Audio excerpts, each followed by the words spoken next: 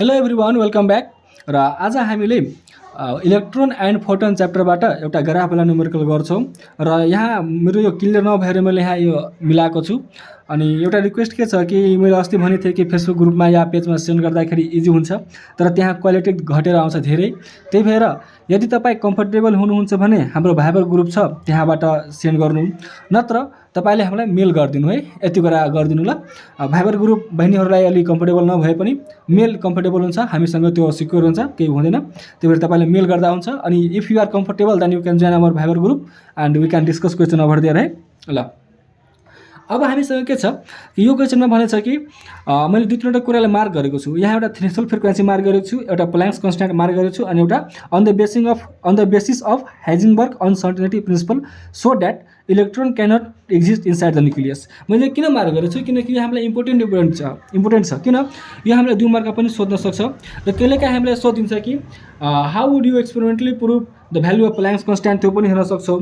र कहिलेकाहीँ हामीलाई सोधिन्छ कि थ्रेसोल्ड फ्रिक्वेन्सीलाई डिफाइन गर र यसको के हुन्छ कि थ्रेसोल्ड फ्रिक्वेन्सी बढी भयो भने के हुन्छ, कम भयो भने के हुन्छ, त्यो कुरा हामीले बुझ्नुपर्छ। र त्यसै कुरा मैले यो ती कुरा लिस्ट गरेको छु ल। अब हेरौँ, नम्बर 1 मा छ थ्रेसोल्ड फ्रिक्वेन्सी र थ्रेसोल्ड फ्रिक्वेन्सीलाई हामीले एफ नोटले नोटेसन गर्छौँ र यसको मिनिङ के हुन्छ कि the minimum frequency of incident radiation which is just sufficient to eject an electron from the metal surface with zero velocity. Suppose example कि यो कुनै एउटा मेटल सर्फेस छ है ल, यो मेटल सर्फेस छ र यो मेटल सर्फेस मानौँ कि यसको फ्रिक्वेन्सी मानौँ मैले 10 हर्ट्ज दिएको छ र यो कुनै एउटा फोटोन छ र यसको फ्रिक्वेन्सी यदि 15 हर्ट्ज छ भने यो इमिसन हुन्छ। किनकि मैले यहाँ लेखेको छु कि the incident frequency should be greater than the threshold frequency. यसको मिनिङ के हो, एउटा लिमिट छ कि भाइ हेर, एउटा म तपाईँलाई बेस्ट इक्जाम्पल दिन्छु कि के हुन्छ कि हामी कहिलेकाहीँ रियल लाइफमा के हुन्छ कि कसैजनाको के हुन्छ कि ल भाइ तेरो कुरा सुनिरहेको छु, एउटा लिमिटसम्म नै हामीले सुन्छौँ नि। त्यो लिमिटभन्दा फाजिल भयो भने, लिमिटभन्दा बाहिर गयो भने के हुन्छ, हामीले पर्काइदिन्छौँ। कुरा त्यही हो कि एउटा लिमिट मानौँ ल, थ्रेसोल्ड भन्दाखेरि एउटा लिमिट हुन्छ, त्यो लिमिटभन्दा यदि बाहिर गयो भने मात्रै काम हुने हो। र त्यही कुरा हो कि मानौँ कि यसको लिमिट 10 हर्ट्ज थियो र 10 हर्ट्जलाई 11 हर्ट्जको आए पनि काम गर्छ, 12 हर्ट्जको आए पनि काम गर्छ, तर 9 हर्ट्जको फ्रिक्वेन्सी आएर यसमा स्ट्राइक गर्यो भने काम गर्दैन, भन्दाखेरि इलेक्ट्रोन इमिसन हुँदैन। मैले बुझाउनुको कुरा खास यही हो है कि थ्रेसोल्ड फ्रिक्वेन्सी भनेको मिनिङ के हुन्छ।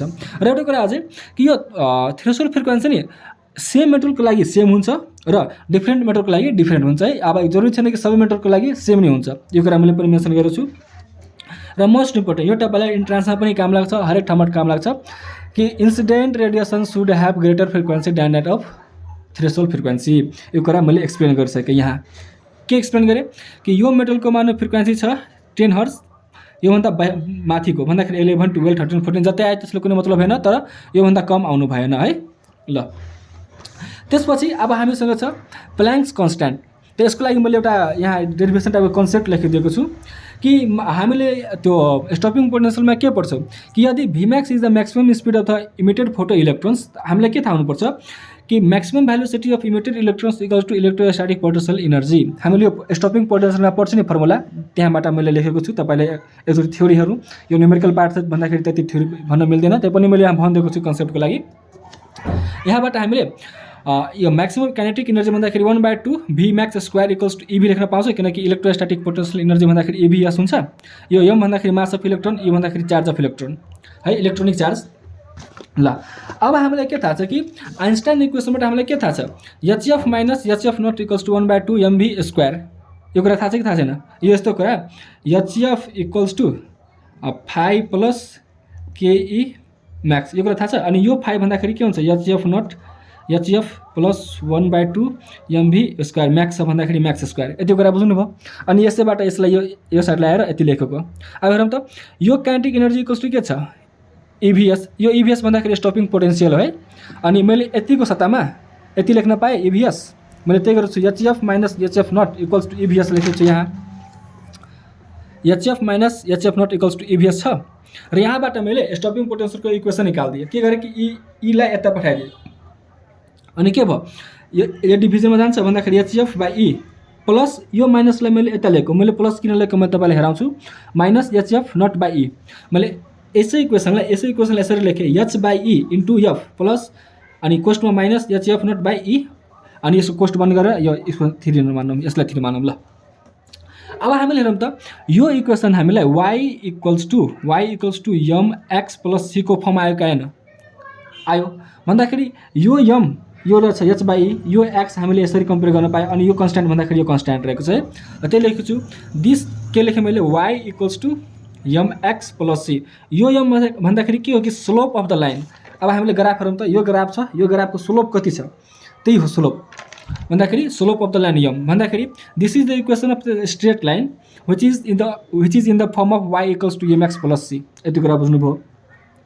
त्यसपछि अब हामीले यहाँबाट हेर्न पाइरहेको छ कि slope of the line is slope of the line from equation 3 लेखेको छु। स्लोप इक्वल्स टु के छ h बाई e।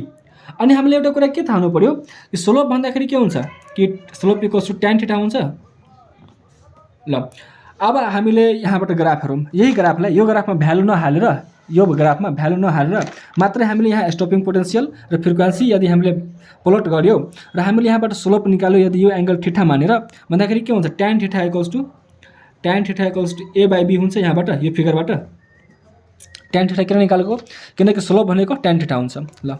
त्यसपछि म यसलाई साइडमा राखेर यहाँ गर्छु।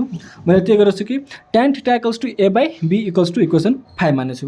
अब हामीले हेरौँ त यो स्लोप भनेको tan थीटा हो अनि यो भनेको h बाई e हो र यो tan theta equals to a by b आयो भन्दाखेरि हामीले यहाँबाट के हेर्न पायौँ कि h e by tan theta लेख्न पाएको पाएनौँ? पायो। हामीले यहाँबाट पनि गर्दा भयो डाइरेक्ट यहाँबाट पनि गर्दा पायो। अनि एउटा कुरा यहाँबाट हामीले h equals to e into tan theta which is equals to e into यो tan थीटा इक्वल्स टु के छ हामीलाई a बाई b। यति कुरा बुझ्नुभएको भएन ल? यति कुरा बुझ्नुभयो। अब हामीले हेरौँ कि हामीले क्वेसनमा के भनेछ कि find the value of Planck's constant. यति कुरा बुझ्नु भने यति कुरा मैले डेरिभेसनको कन्सेप्ट मात्रै बुझाएको। त्यसपछि अब हामीलाई 2 मार्कमा सोधिरहेको छ भन्दाखेरि यति कुरा त लेख्नु पर्यो कि from the Einstein equation hf minus hf not equals to EVS। यहाँबाट यो गर्नु पर्यो भन्दाखेरि यहाँबाट VS निकालेर hf बाई e प्लस होलमा minus hf not by e गर्नु पर्यो। अनि this equation is in the form of y equals to mx plus c। यहाँबाट slope h by e equals to tan theta हुन्छ। त अब यो tan थीटा भन्दाखेरि कति हो त यो फिगर हेरौँ त क्वेसनको फिगर। यदि यो एङ्गल थीटा बनिरहेछ भन्दाखेरि यो यति पुरा के हुन्छ p। अनि यहाँदेखि लिएर कति युनिट छ 8 सम्म हेर्नु त। यहाँ कतिको ग्यापिङ छ 2 को ग्यापिङ छ। यहाँ 2 छ, यहाँ 3 छ, यहाँ 5 छ, 6 7 8 छ। 1 2 अनि 3 भन्दाखेरि यति कति छ हामीलाई 3 युनिट। अनि यो पुरा कति छ हामीलाई 1.23 छ। अनि यहाँबाट हामीले tan theta equals to p by b, यो b हो base which is equals to 1.23 by 3 हुन्छ। अनि मैले यहाँ त्यही लेखेको छु। मैले यो फिगर यहाँ सानो बनाएको छु यसरी गरेर के लेखेको छु कि from figure tan theta equals to a by b मैले यहाँ नेमिङ गरेर सब गरेको। अनि के छ यतिको के छ हामीलाई 1.23 अनि यो तलको 3 × 10 को पावर 14। अब हेरौँ यहाँ ग्राफमा यो फ्रिक्वेन्सी छ नि यो फ्रिक्वेन्सी हामीलाई कतिको छ यहाँ त 2 3 4 5 दिएको छ तर योसँग के छ 10 को पावर 14 हर्जमा छ भन्दाखेरि यो पनि 10 को पावर 14 मल्टिप्लिकेसनमा जान्छ है। यति कुरा बुझ्नु भने हामीलाई यो युनिट यसको कति छ पावरमा 10 को पावर 14 पावरमा छ। यो क्वेसनमा पनि छ यहाँ देखिरहेको छैन फ्रिक्वेन्सी छ नि यो 1 को पावर 10 को पावर 14 छ के। यो यसको म PDF तपाईलाई लिंकमा हालिदिन्छु, तपाईले त्यहाँबाट पनि हेर्न सक्नुहुन्छ। त्यही छ मोबाइलमा जुम गर्दाखेरि देखिन्छ हैन, तर यहाँ प्रिन्ट गर्दा देखिएन। अनि हामीले के थाहा छ कि HE equals to tan theta अनि हामीले tan थीटा कति निकाल्यो 1.23 बाई 3 × 10 को पावर 14 अनि HE इक्वल्स टु 1.23 बाई 3 × 10 को पावर 14। यो कुरा बुझ्नु भने सरी यता छ HE इक्वल्स टु 1.23 बाई 3 × 10 को power 14। Therefore H equals to यो इलेक्ट्रोनिक चार्ज उता जान्छ भन्दाखेरि इलेक्ट्रोनिक चार्ज 1.23 छँदैछ। यो क्वेशन हाम्रो इलेक्ट्रोनिक चार्ज कति छ 1.6 × 10 को power -19 charge of electron by यति छ। र यो सबैले क्याल्कुलेटर हाल्यो भने 6.625 × 10 को पावर -34 जुल सेकेन्ड आउँछ। यो हाम्रो प्लाङ्क्स कन्स्ट्यान्टको भ्यालु है। हामीलाई क्वेशनमा सोधेको अनुसार यति कुरा मात्रै गर्ने हो, किनकि यो 2 कि 3 मार्कमा सोधेको छ। तर यो के हो, यो हाम्रो सब बेसिक कन्सेप्ट हो, योहरू बेसिक कन्सेप्ट हो, यो पुरा बेसिक कन्सेप्ट हो है। यति कुरा बुझेर जानुपर्छ हामीले। त्यसपछि हामीलाई के हुनेछ कि एउटा इलेक्ट्रोन छ, एउटा प्रोटोन छ अनि एउटा इलेक्ट्रोन छ। यो दुईटोको के छ, एउटा इलेक्ट्रोन छ, सरी एउटा प्रोटोन एउटा इलेक्ट्रोन छ र वेभलेन्थ भन्दाखेरि वेभलेन्थ लेम्डा भन्दाखेरि वेभलेन्थ सेम छ। अब यसको कसको काइनेटिक एनर्जी बढी हुन्छ त्यो सोधिरहेको छ क्वेसन नम्बर 3 मा। र हामीलाई के थाहा छ कि वेभलेन्थ, अब हेरौँ सोधिरहेको छ कि काइनेटिक एनर्जी कसको बढी छ र दिइरहेको छ कि वेभलेन्थ दिइरहेछ भन्दाखेरि वेभलेन्थ र काइनेटिक एनर्जीको रिलेसन भला कुन फर्मुला छ, त हामीलाई के थाहा छ कि the de Broglie wavelength in the term of kinetic energy equals to lambda equals to h/√(2m ke). के भन्दाखेरि काइनेटिक एनर्जी है। अब मैले यहाँबाट के गरेँ कि स्क्वायरिङ गरिदिएँ, किनकि यो रुट हटाउनको लागि, अनि यहाँबाट मैले केही बाहिर निकाल्छु भन्दाखेरि स्क्वायरिङ गरेँ त lambda square equals to h²/2m ke यति कुरा हुन्छ र केहीलाई यता पठाएको लेम्डालाई यता पठाएको। अब हेरौँ त यहाँबाट काइनेटिक एनर्जी यो h भन्दाखेरि के हो, प्लाङ्क्स कन्स्ट्यान्ट भन्दाखेरि यो अलरेडी कन्स्ट्यान्ट नै छ, यो अलरेडी कन्स्ट्यान्ट नै छ र यो 2 भन्दाखेरि अलरेडी कन्स्ट्यान्ट छ। अनि क्वेसनमा भनिदिएको छ कि यो लेम्डा इज सेम छँदैछ भनेको भन्दाखेरि हामीलाई यहाँबाट हामीले के हेर्न सकिरहेको छ कि यो सबै कन्स्ट्यान्ट छ भन्दाखेरि यो बाँकी कुरा सबै कन्स्ट्यान्ट छ। The kinetic energy is inversely proportional to the mass. अनि हामीलाई के थाहा छ कि mass of the proton is greater than the mass of the electron, यो कुरा पनि थाहा छ।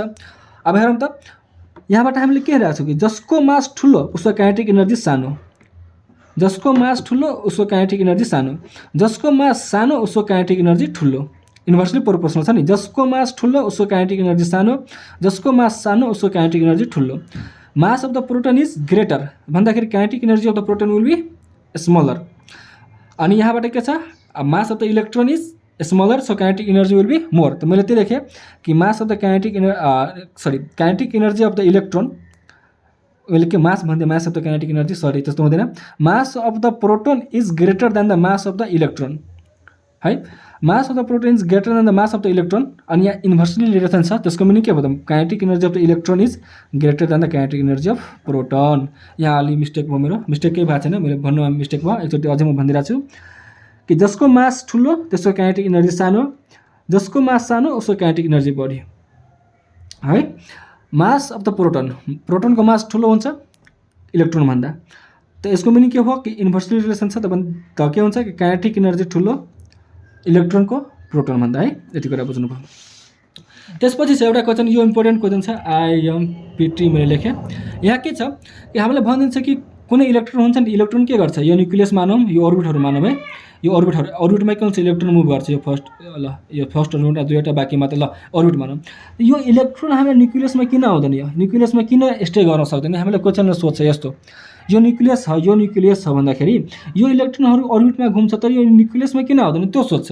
त हामीलाई के थाहा छ कि हेइजेनबर्ग अनसर्टेनिटी प्रिन्सिपलले के भन्छ कि पोजिसन र मोमेन्टम एकैचोटि काउन्ट गर्न सकिँदैन। अब हेरौँ एउटा कुरा अझै म बुझाइदिन्छु कि यदि यो इलेक्ट्रोन न्युक्लियसमा आयो भन्दाखेरि यसको अनसर्टेनिटी इन प्रिन्सिपल त्यो पनि पोजिसनमा के हुन्छ, अनसर्टेनिटी प्रिन्सिपलबाट हामीले के ह्यान्डल गर्न सक्छौँ कि पोजिसनमा के हुन्छ कि त्यसको रेडियस कति हुन्छ 10⁻14 है, यो 10⁻14 रेडियस, न्युक्लियसको रेडियस कति हुन्छ 10⁻14। यो यदि यहाँ आयो भने अनसर्टेनिटी इन पोजिसन 10⁻14 हुन्छ। अनि हामीलाई के थाहा छ कि from the uncertainty principle delta x into delta p equals to h/2π। P भन्दाखेरि मोमेन्टम, मास इन्टु भेलोसिटी, यहाँबाट हामीले भेलोसिटी निकालौँ त h/2π यो यम इन्टु डेल्टा एक्स। र हामीले delta x mass of the electron थाहा नै छ 9.1 × 10⁻31 2πहरू छँदैछ। यसको भ्यालु कति छ 6.625 × 10⁻64। हेर्नुहोस् प्लाङ्क्स कन्स्ट्यान्टको भ्यालु जहिले पनि याद राख्ने, प्लाङ्क्स कन्स्ट्यान्ट, इलेक्ट्रोन, प्रोटोन अनि न्युट्रोनको मास, चार्जहरू याद राख्ने, सबै कुरा याद राख्ने अनि त्यो गर्ने, किनकि हामीले यो बेसिक कुरा छ अनि तिमीलाई याद नै होला। त्यसपछि हेर्नु त हामीले यो सबैलाई क्याल्कुलेट गर्छौँ नि, यो 10⁻10 मा आउँछ के अर्डरमा भन्दाखेरि हामीलाई अहिले म्याक्सिमम पोसिबल भेलोसिटी के हो कि 3 × 10⁸ मिटर पर सेकेन्ड। यो पनि भेलोसिटी अफ लाइट हो, योभन्दा म्याक्सिमम भेलोसिटी अहिलेसम्म रेकर्ड भएको छैन।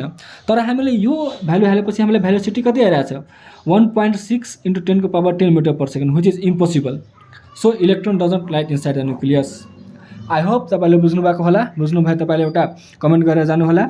र मैले यहाँ भनेको थिएँ कि यहाँ कम्पेयर गरेको मात्रै हो कि mass of the electron is smaller then the mass of the proton. हेर्नु है, मैले यसरी पनि भन्न सक्छु मास of the electron is smaller then the mass of the proton, so kinetic energy of the electron is greater than the kinetic energy of proton as Ke is inversely proportional to m। यति कुरा बुझ्नुभयो। ल I hope तपाईँले यो राम्रोसँग बुझ्नुभयो अनि गर्नुहुन्छ। मैले बेसिक कन्सेप्ट गर्दै तपाईँहरूले धेरैजनाले क्वेसन पठाउनु भएको थियो र मैले सबै क्वेसनलाई यसरी एनालाइसिस गरेर यो गरेर चाहिँ सबै पुग्छ भनेर मैले यो क्वेसन चुज गरेको हुँ र I hope you got the information and this is all. Thank you.